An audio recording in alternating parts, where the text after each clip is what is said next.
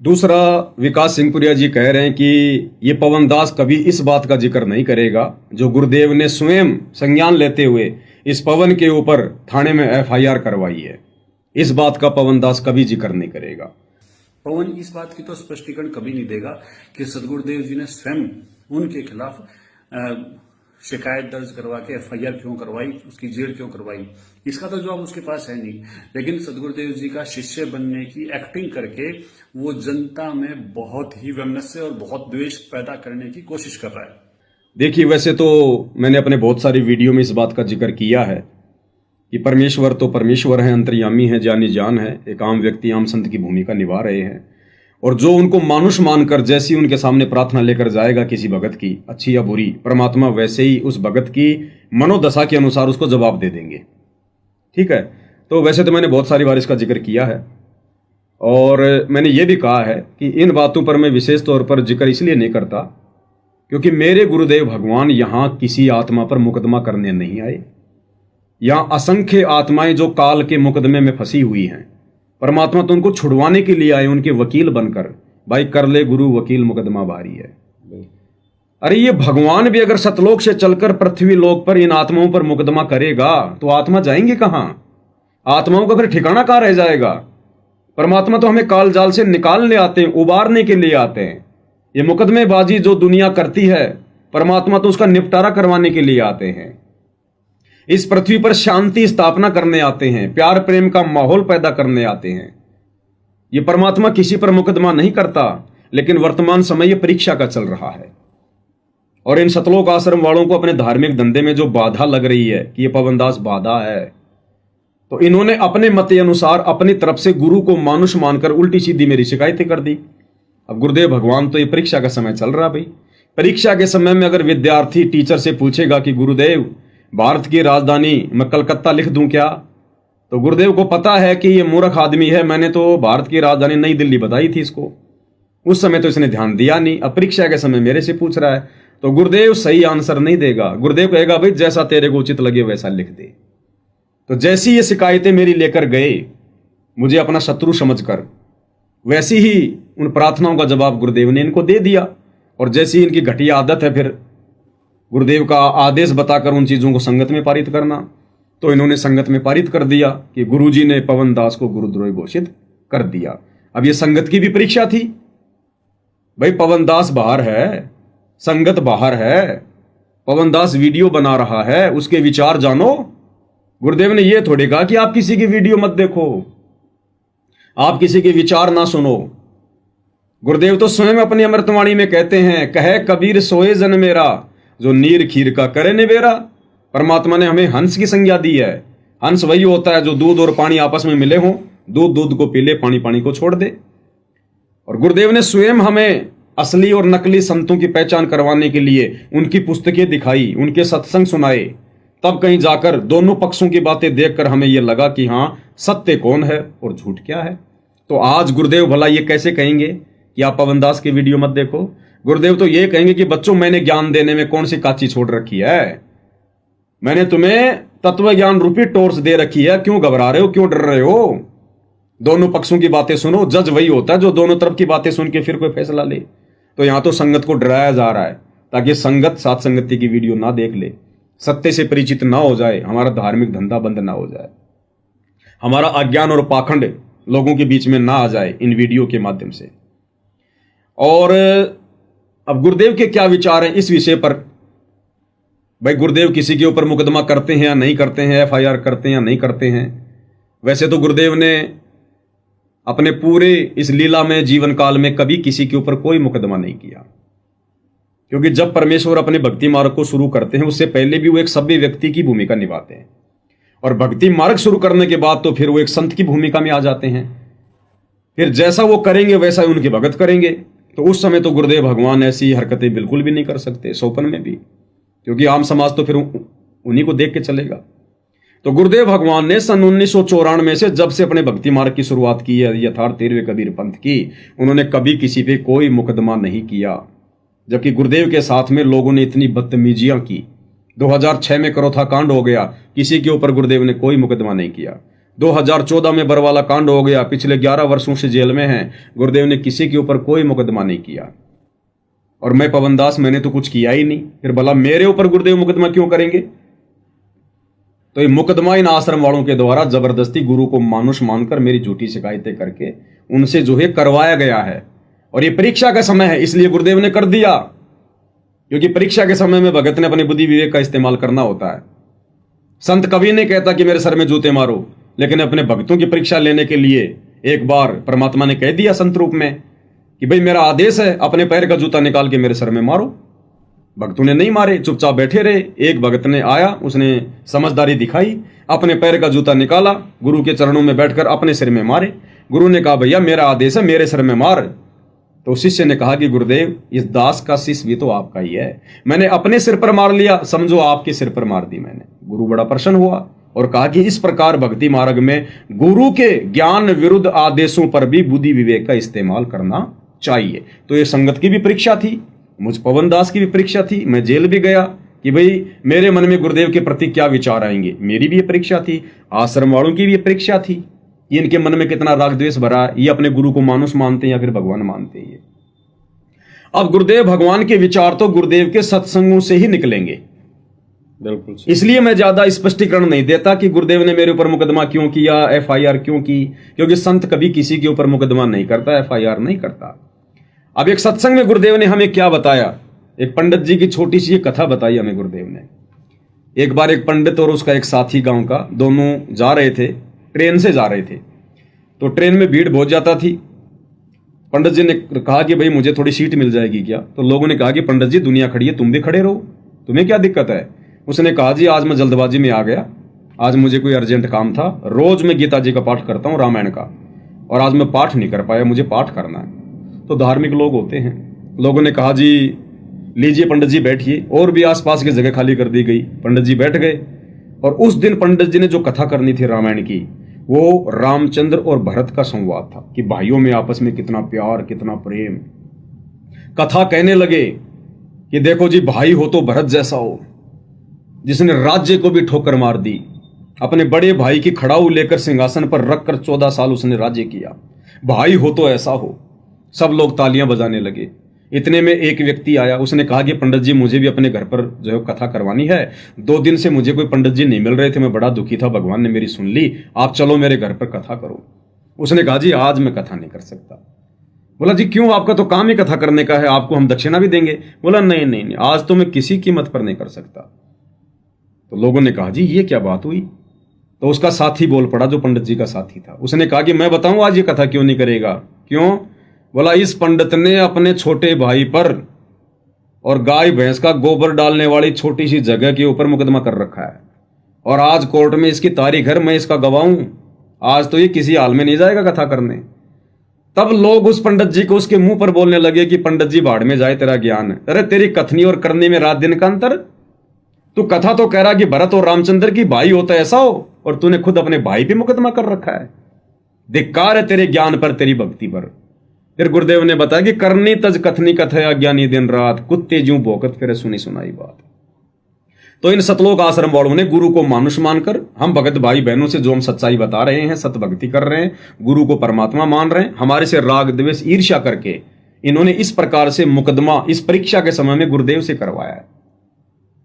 अन्यथा हमारे पूज्य गुरुदेव भगवान जो अपने प्रवचनों में इस प्रकार की कथाएं कह रहे हैं, अगर वो मुकदमा करेंगे अगर अपनी तरफ से, तो फिर उनकी करनी और कथनी में अंतर आ जाता है। दुनिया फिर उनकी भक्ति नहीं करेगी, उनको परम संत मान के नहीं पूजेगी। फिर एक छोटी सी कथा पूज्य गुरुदेव भगवान के मुख कमल से विकास सिंह पुरिया जी के लिए सबसे बड़ा जवाब है ये कि करनी तज कथनी कथा अज्ञानी दिन रात, ये कुकर जो भोकत फिरे सुनी सुनाई बात। एक समय एक पंडित जी यानी गुरु जी, पंडित वैसे कोई विशेष जाति को नहीं कहा जा रहा, जो गुरु पद पर होते हैं वो पंडित होते हैं। मेरे दादा गुरु जी छावला गांव है दिल्ली में, जहाँ के सुल्तान भगत हमारे पास रहते हैं। उस छावला गांव के जाट थे, और उनको एक संत मिल गए। बचपन से 17-18 साल की उम्र में वो घर त्याग कर उनके साथ चले गए, काशी विद्यापीठ में पढ़ाई की, तो वो पंडित कहलाए। खरगोदा के पास गोपालपुर में उन पंडित चिदानंद जी उनका नाम था, और पंडित की उपाधि से वो सुशोभित थे। जाट होते हुए वो पंडित कहलाए। और मेरे गुरुदेव इस परंपरागत ब्राह्मण जाति से थे। गांव पैतावास बड़ा, जिला भिवानी, और भिवानी दादरी रोड पर 1 किलोमीटर जाते समय दादरी साइड में, राइट साइड में अंदर की तरफ बड़ा पैतावास, वहाँ के ब्राह्मण थे। ब्राह्मण कुल में जन्म था, लेकिन वो अपने आप को ब्राह्मण नहीं कहते थे, वो संत कहते थे। अब यहाँ पंडित की उपाधि, यानी जैसे शास्त्री की उपाधि, ज्ञानी की उपाधि होती है, विशेष किसी एक शास्त्र के ज्ञाता को पंडित कह देते। तो एक ऐसा कथावाचक पंडित जी, यानी गुरु जी, एक दिन एक उसके साथ उसका साथी शहर जा रहे थे। वो पंडित जी प्रतिदिन एक कथा करया करता, नित्य पाठ करता था रामायण का। उस दिन उसने सोचा कि आज यदि रामायण का पाठ करूंगा तो लेट हो जाऊंगा, 4-5 किलोमीटर पैदल चल के ट्रेन पकड़नी है स्टेशन से। तो वो उसका साथी और वो दोनों ही चल पड़े। उसने सोचा ट्रेन में बैठ के 1 घंटे 1.5 का रास्ता है, ट्रेन में बैठ के वहां अपनी नित्य नियम कर लूंगा। तो उन्होंने जाते टिकट ली, आते गाड़ी आ गई, उस कंपार्टमेंट में चढ़ गए, डिब्बे में चढ़ गए। अब ब्राह्मण वेशभूषा थी, लाल अंगोछा ले रहे थे, तो उसे ब्राह्मण समझा जाता ये विद्वान पुरुष है। तो जब गाड़ी थोड़ी सी गति पकड़ चुकी तो उस ब्राह्मण ने कहा, गुरु ने कहा कि भाई जो सीट पर बैठे थे उन्हें सीट मिली को ना, डिब्बा खचाखच भरा था।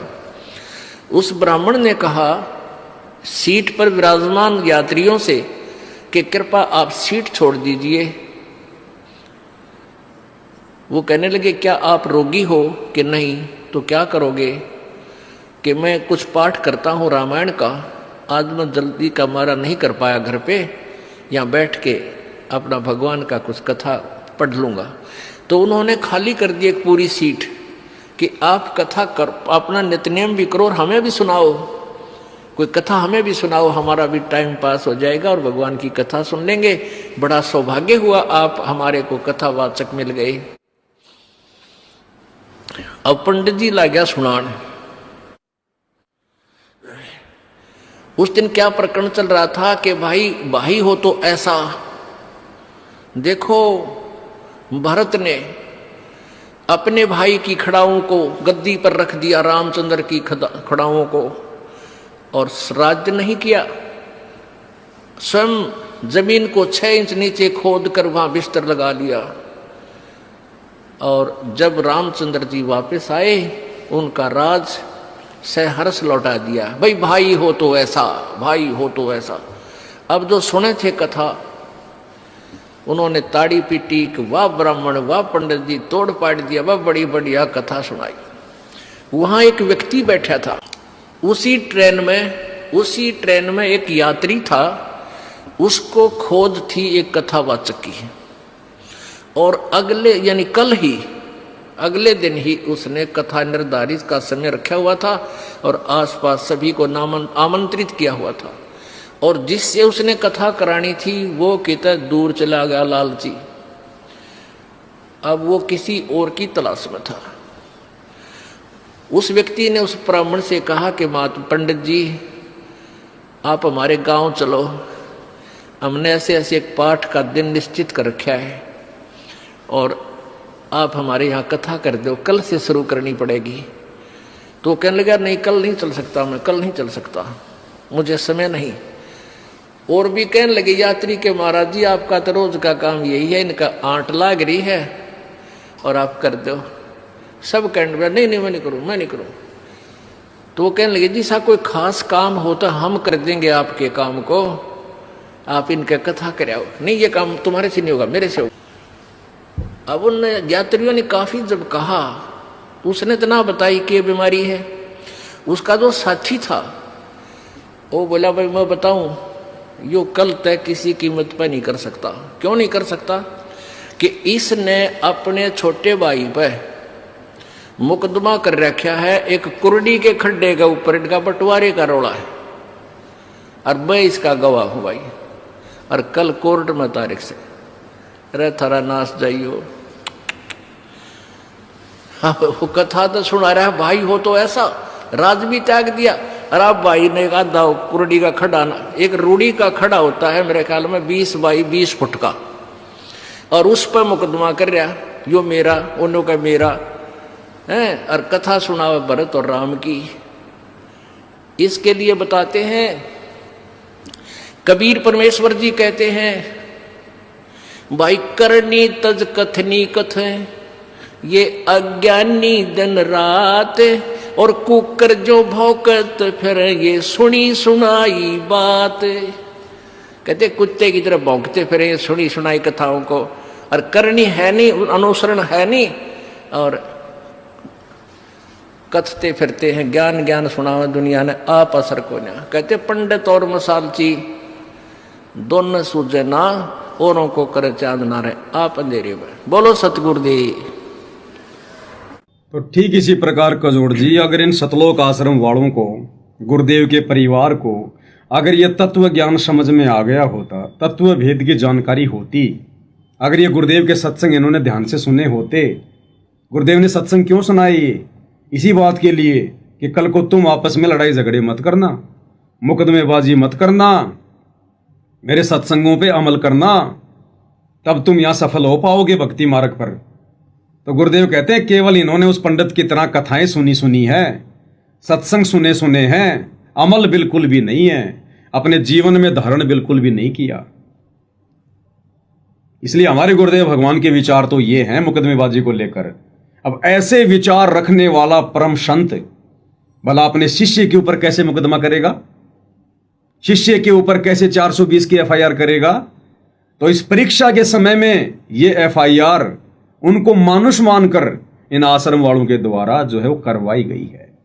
इसलिए दास बार बार इस बात का जिक्र नहीं करता, क्योंकि इस सत्य ज्ञान से अपरिचित लोग जब ये बात सुनते हैं तो उनके मन में सतगुरु जी के प्रति दोष आ जाता है।